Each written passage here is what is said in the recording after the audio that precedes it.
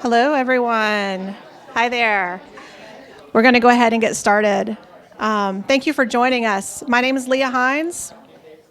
I'm the Executive Director of the Charleston Hub, and I am thrilled to welcome you all to today's Charleston Trendspotting session. Thank you for being here. I'm going to juggle my notes and the remote here. Or just do this.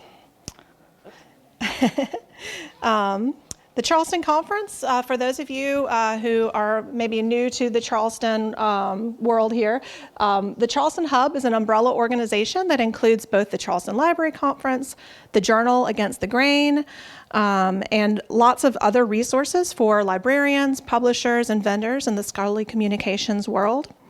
The conference was founded in 1980 by a librarian named Katina Strauch. At the time, she was newly hired at a small liberal arts institution called the College of Charleston in South Carolina in the U.S. She had no travel budget to attend meetings and meet with the big names in the publishing world, so she invited a small group of thought leaders to join her at an event in Charleston instead. So that tradition continues each year now. The meeting has grown from about 25 people in 1980 to over 2,000 last year, and now has expanded internationally to this new event in Bangkok. We also have several virtual conferences and events each year as well on the topics of information science and scholarly communication. We were acquired in 2023 by nonprofit publisher Annual Reviews, and now we're part of that group. We're very happy to be on board there. The goal of the Charleston Hub is to bring together librarians, publishers, and vendors to discuss topics of importance to all of us together, to bring us together at the table. And just to show, all of this background is to show how important the themes and the goals of Charleston are and how they have translated into this Charleston Trendspotting Initiative. It started from a conversation at the conference with Katina and several conference attendees about the importance of being proactive rather than reactive to the trends and the new things that are coming to all librarians and scholarly communications, the industry, and how that will impact us in the world in the future. So we met for the first time as an organized group in 2017 in Charleston, and it's been changed slightly in format and has been happening since then with the updated title of Trend Lab. So the Trend Lab is the current format here. It's been included in Charleston and at meetings at SSP. Our first international event was in Limassol, Cyprus for the Libre conference there, and now here in Bangkok. But the mission remains the same regardless of the location. So we want to discuss the potential impacts of trends and issues in the information industry with a group of our peers. So some of the futures thinking tools that we've used in the past have been examining signals and drivers, generating headlines from the future, looking 5 to 10 years ahead and generating headlines for what we think is going to be coming to our industry. The futures wheel, flipping the future, and using these tools to find solid ground from which to plan. So our agenda today, following the welcome and introductions, Lisa will walk us through Futures Thinking 101. We'll have a group activity for the futures wheel, a small group reporting, and then we'll wrap up with reporting back to the large group. So with that, I'll turn things over to Lisa. Thank you. Great. Thank you, Leah. So my name is Lisa Janicki Hinchliffe. I am a professor and a librarian at the University of Illinois at Urbana-Champaign.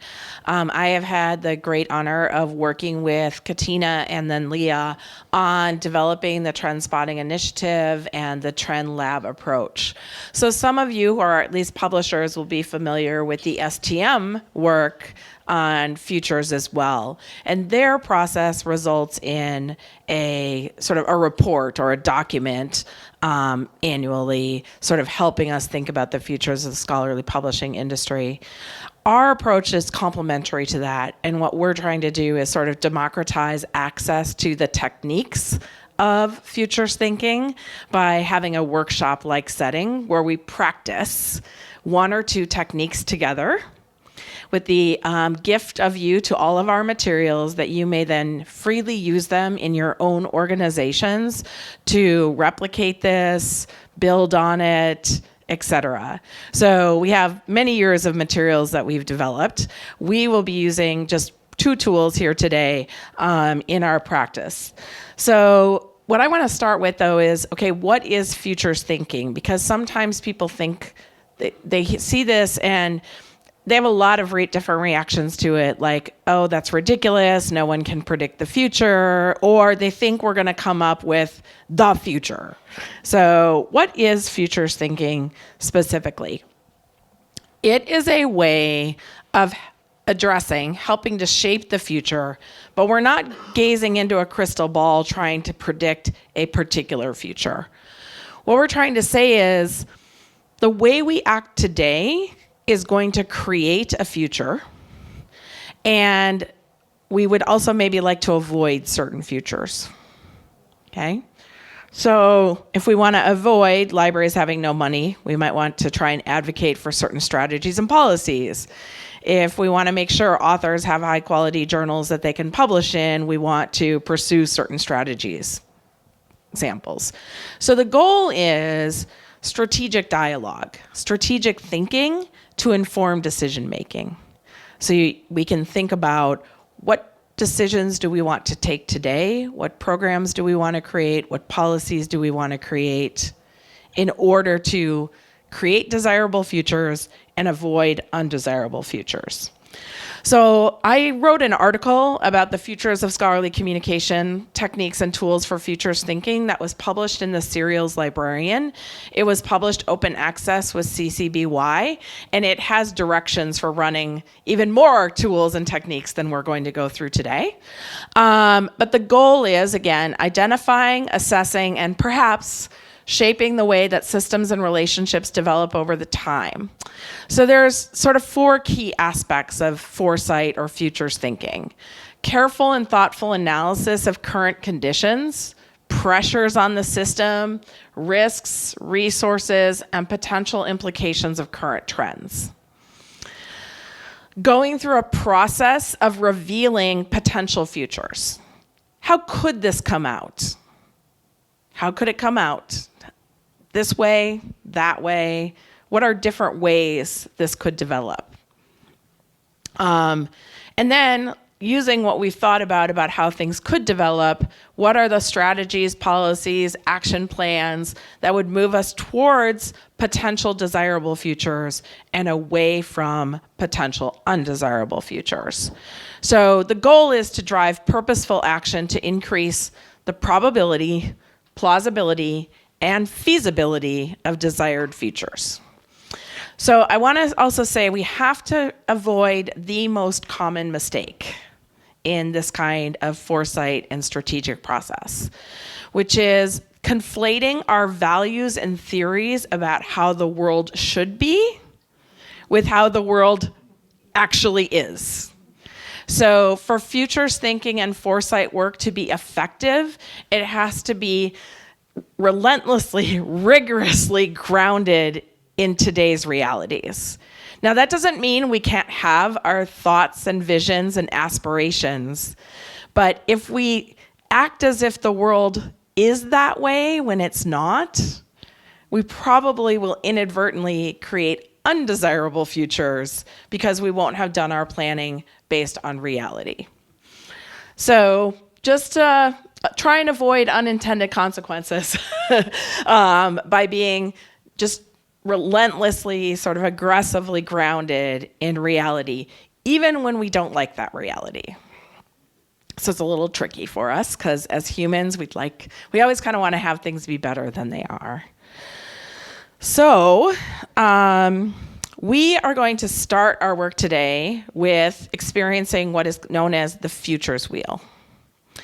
And the futures wheel is fundamentally a structured brainstorming approach that helps us visualize potential consequences of things that have happened or we think might happen. And the futures wheel is always centered on a particular change. Now, we are all familiar with brainstorming, right? What do you all think could happen around this thing, right? And people just start tossing out ideas. But sometimes it can be very hard to see the relationship among those ideas. And that's why the futures wheel is a structured technique. So the way this works is we have to start by having a trend or an event that we think is significant that we put into the center of our chart. So just to get our brains working a little bit, I'm going to give you just a moment. Think of trends maybe you've heard at this conference. Think of big events that have maybe happened in the industry. Now, I know this is going to be a little tricky because in reality, you usually do this with other people at your own organization, so you have a common context. So we've got to be flexible with ourselves today. Okay. So think for a moment, and let me just give you one example that I think is a current trend, okay, which is that AI tools consume content rather than directing people to content, okay? So we could put that in the middle, okay, as our trend. But before we do that, I want us to get out a few more ideas. So I'm gonna ask you all to be brave and to offer for the good of the whole. Maybe what's a trend or a big event that has happened from your perspective that you're really thinking about a lot because you think it could really change things? Okay.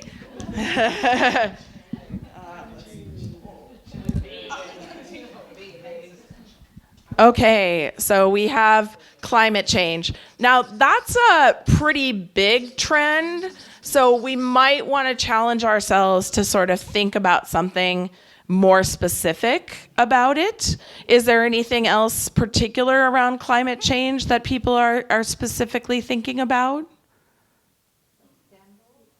Okay, so the pressure to develop sustainable models.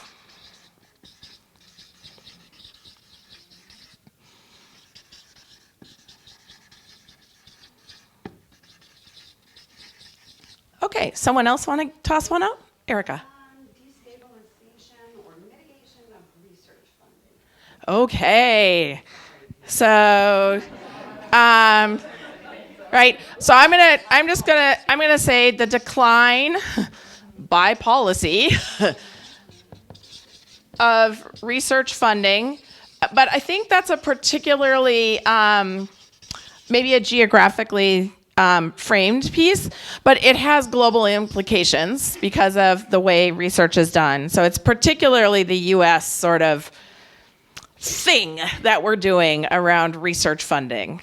And so that's a big one, for sure. Alex? I think the rise of barriers to knowledge, barriers to sharing information. Give me an example.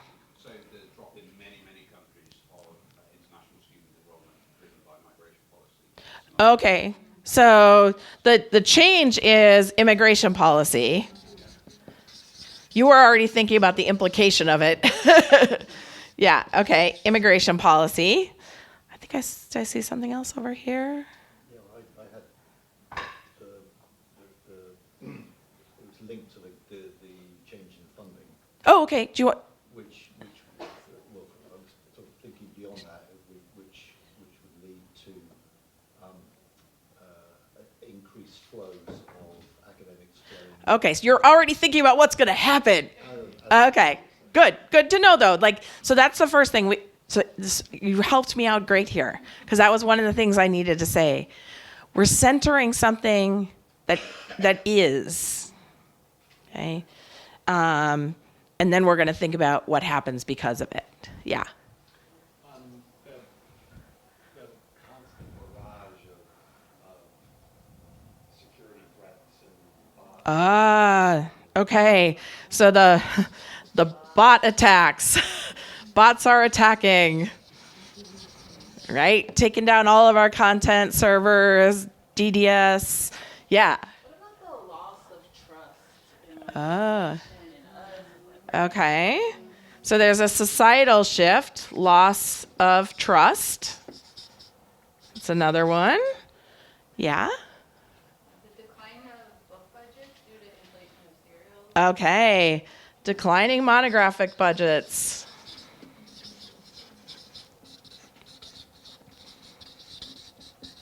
Great. Anyone else got one they'd really need to have up here? All right, Heather. AI taking our jobs. Okay, so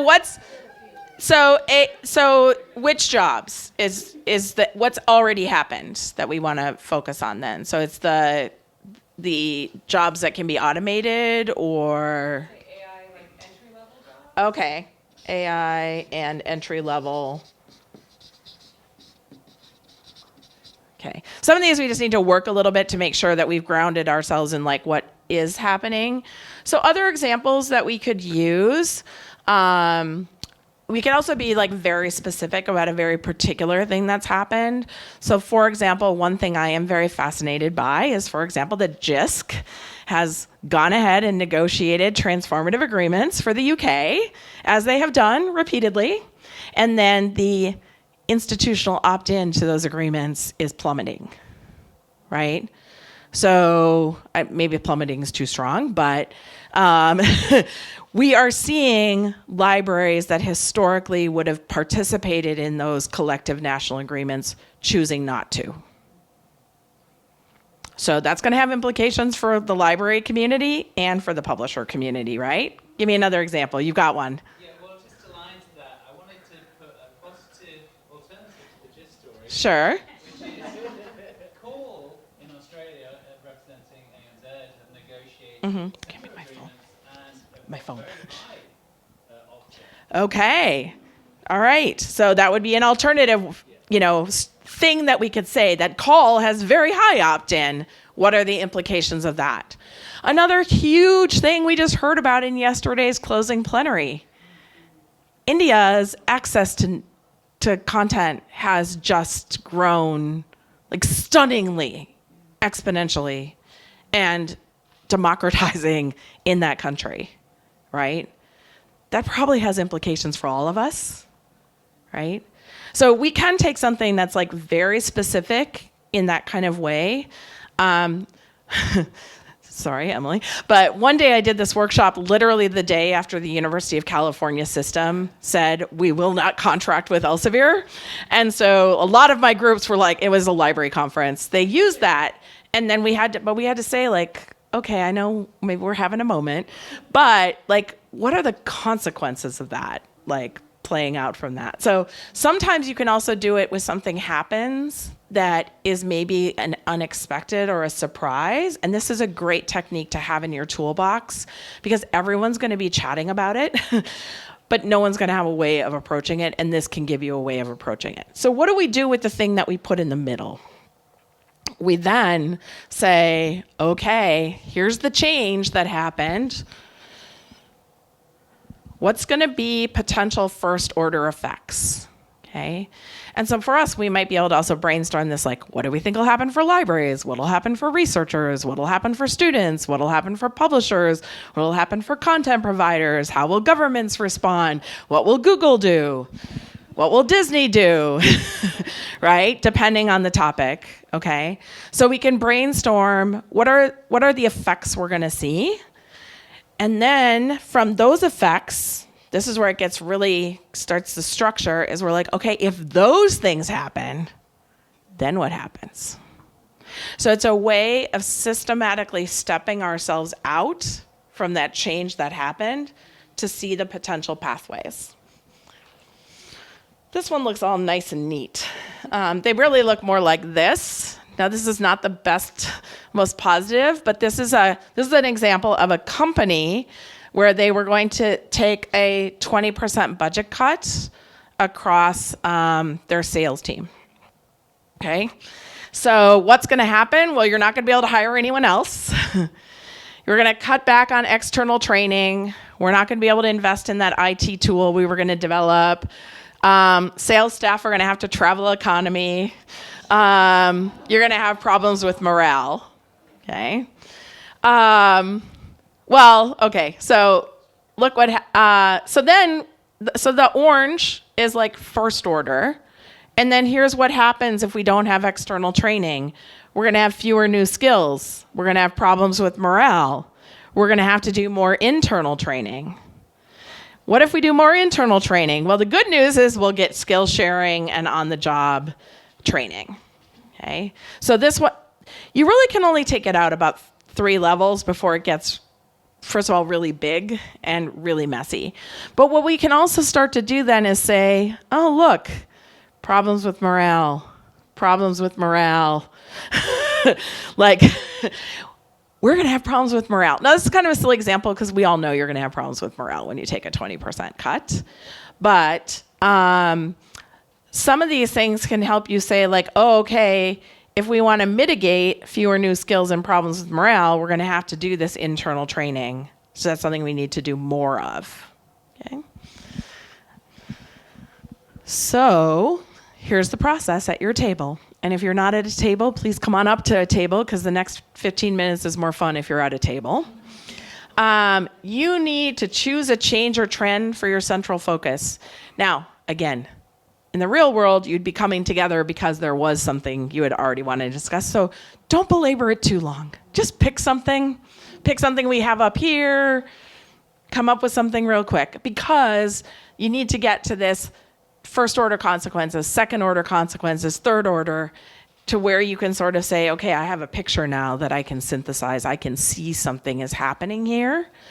And we won't actually get to the evaluating the desirability of the implications because the desirability will somewhat depend on where you're sitting in the industry. Certain things might be super desirable for the publishers and not so desirable from the librarians' perspectives, or super desirable for librarians, but researchers won't care for it, right? We can have these kinds of things. And then, of course, we'd have to come up with our action plans, which really means you got to have context of who you are. So we're not going to go that far with it.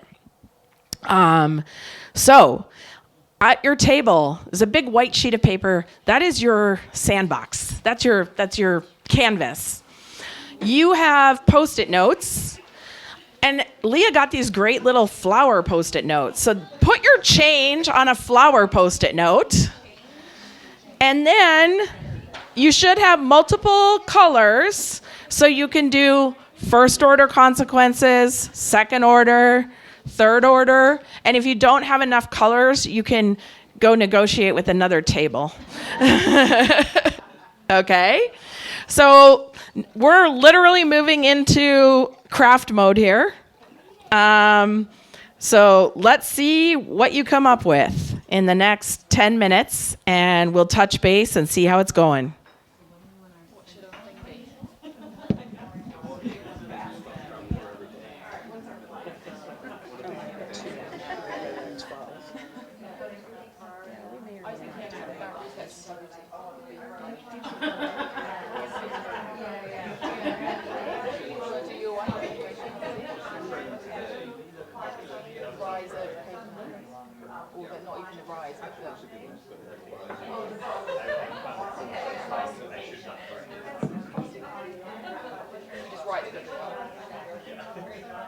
Yeah, I mean, you can definitely write the paper. You want to use Post-it notes for everything else because you might decide that you want to change your mind.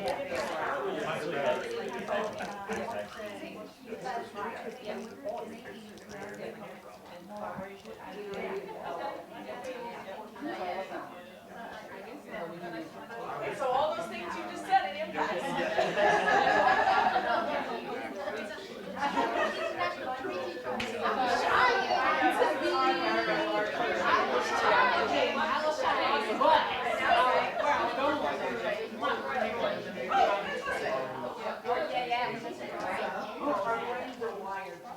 I know, the dual thing is dual edit.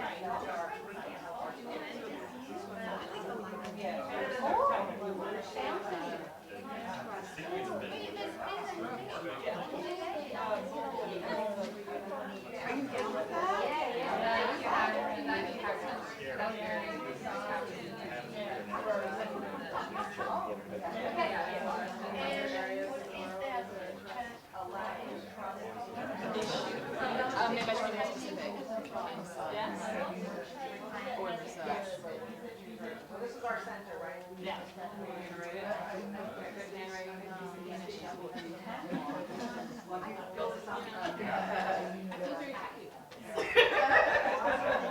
I mean, that's success for the whole session. And it's just an experience.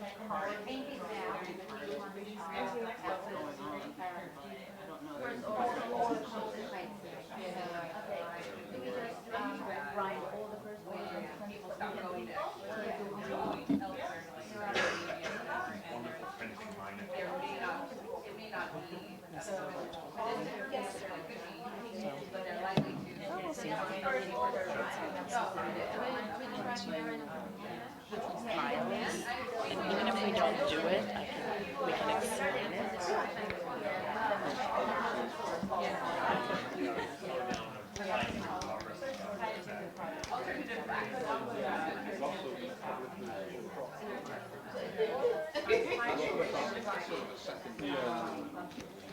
I just knew it would make a slide for it. It's hilarious. I didn't put it in the PowerPoint.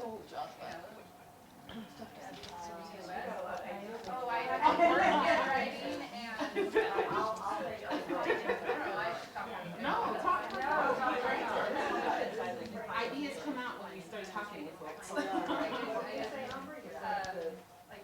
maybe the word in the criminal, so we got the colors working with the program. Wasted dollars as well, isn't it? Yeah, I think people did get fired because they didn't want to follow. So much Some to get. people saying that you had X, Y, and Z in your library. Yeah, and they're a voluntary.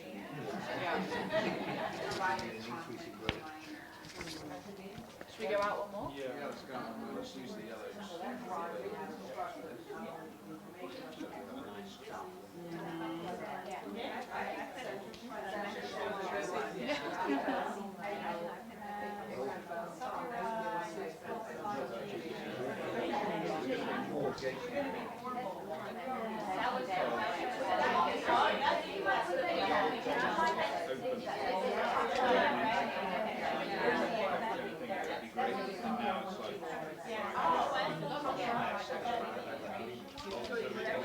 Some people.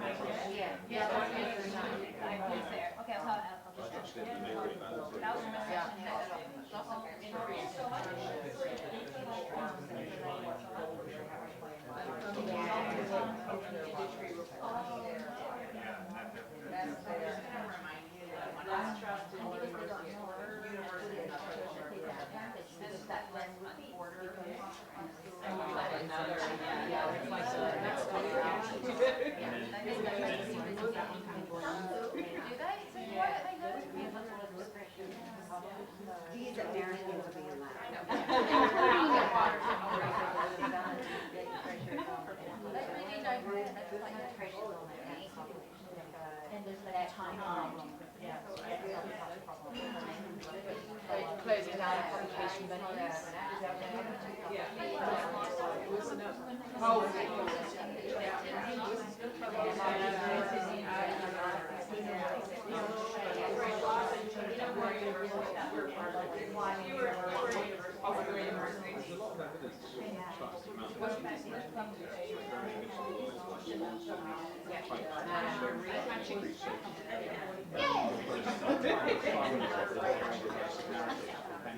And then we set our goals,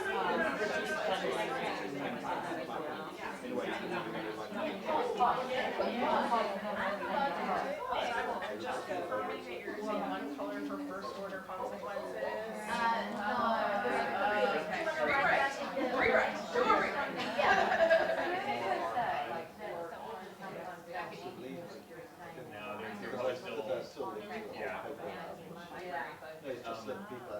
Okay, I'm changing my mind again and saying what I'm going to do.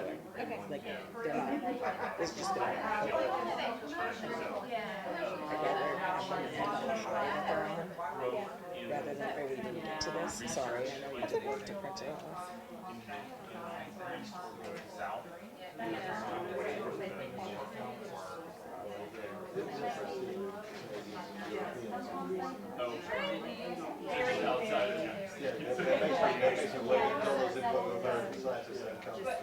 So I'm sending it. So I don't know if So I decided I'm staying here, I'm not doing the other tour. Yeah. all right, so then the tour I said but I noticed that it was like very three options. I didn't even open. The link. Yeah. I mean, I'm not doing it. I'm doing it on Friday, so I have some Thursday. So yeah, I just wanted you to. I just happened to notice that they were like so focused on the fact. I mean, they were like, this tour can be done as gluten free, but not vegetarian. Yeah. So.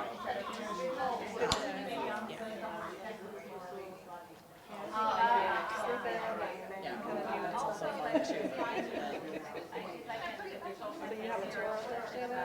Yeah, John DeSantis and Jim Thompson, and then we're doing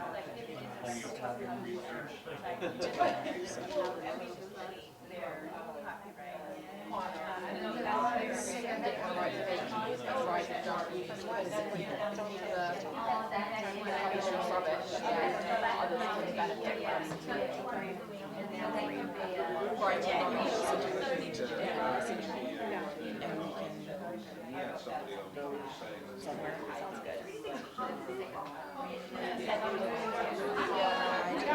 Bug spray, and now I'm very committed to acquiring bug spray, so, which I know I can get on some. So that's what I would do is,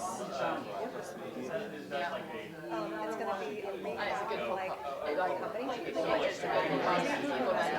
that stuff, and then Erin Gallagher's doing the colorful. I mean, I believe she's here. Yeah, she is.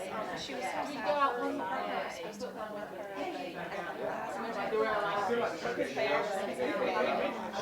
Do we have anything positive? I was about to write more down. So, like, he got his verbal. He is a faculty member. He's a professor at school, not a university. I was gonna say, it must be somewhere where the rules are very different. Yeah, Because he had verbal performance prior to the talk, but nothing was like, you have to wait until the beginning of the term to submit your whatever. And the guy did agree with me. But I don't care what the other guy said. bummer.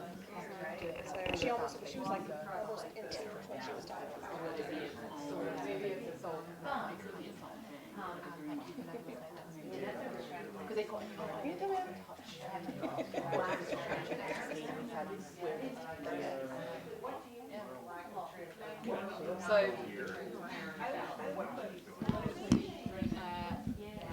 Okay, we'll take about 1 or 2 minutes here. And if in those couple minutes, maybe also have a little meta reflection for yourself about how did this process work? What did you learn from it, et cetera? And then we'll do some debriefing.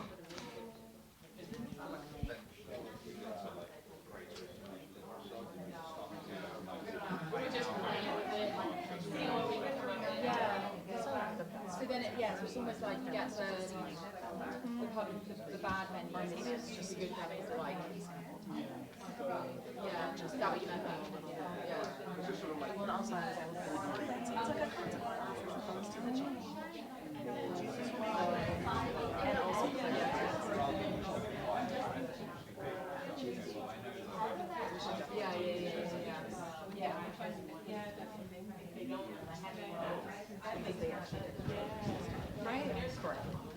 Yeah, so then it's all floral.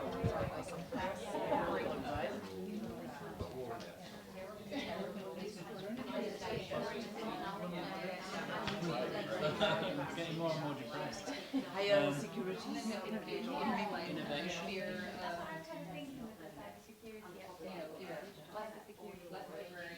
yeah, but certainly there we talked about investment in systems, because we want to training, which we Do you need another color? Blue. Meg?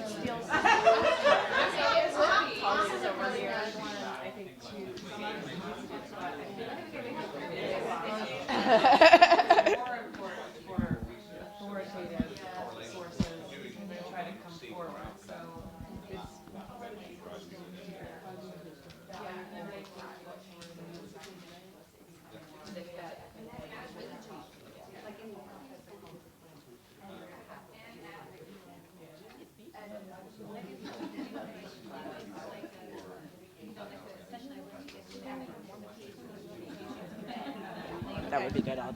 I'll start and then I'll be like, Leah will come on.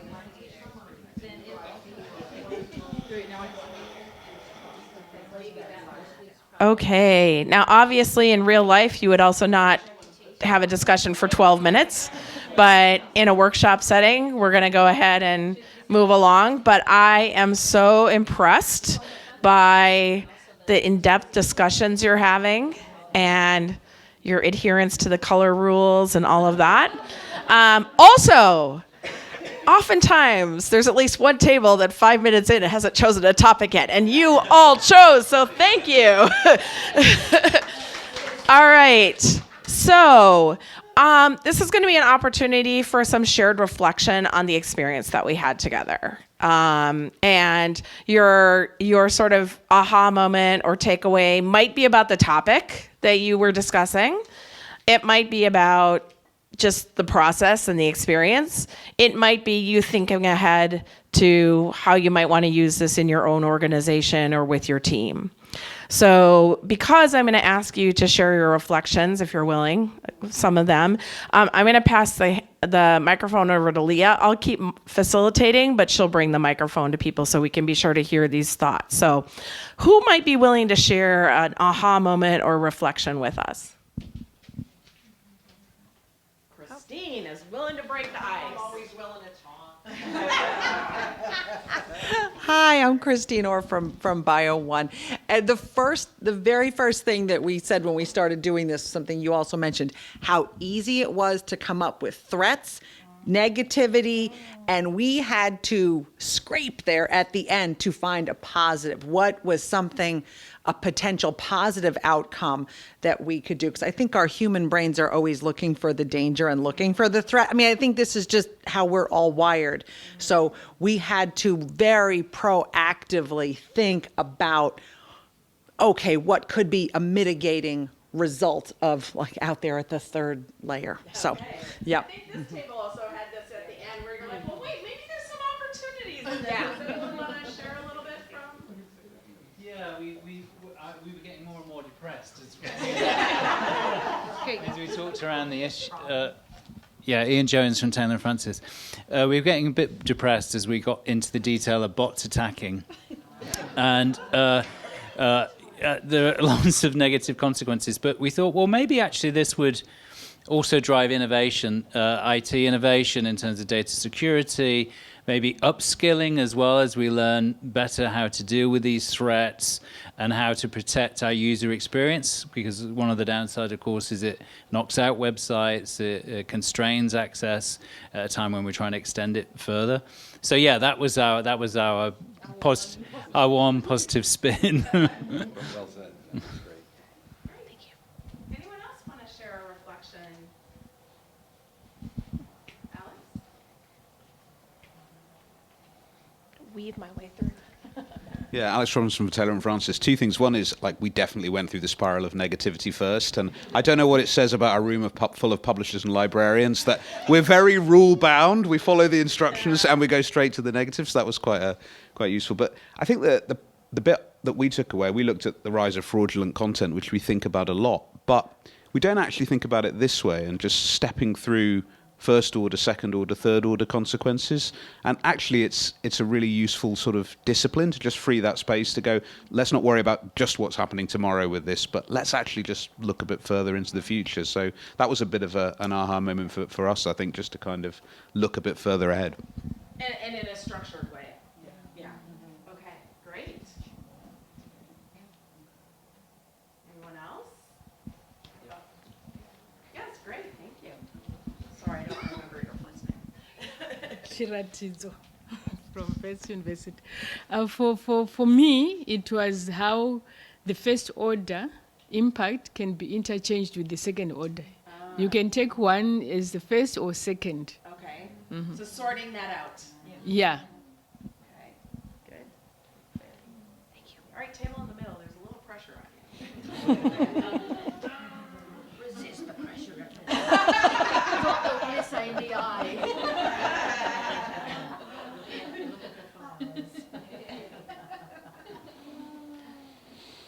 They are very resistant to We really are. Very dedicated.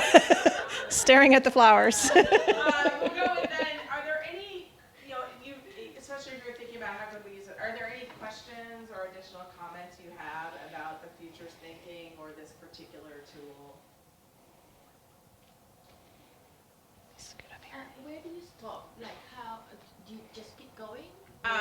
Okay, great. So how many orders of consequences?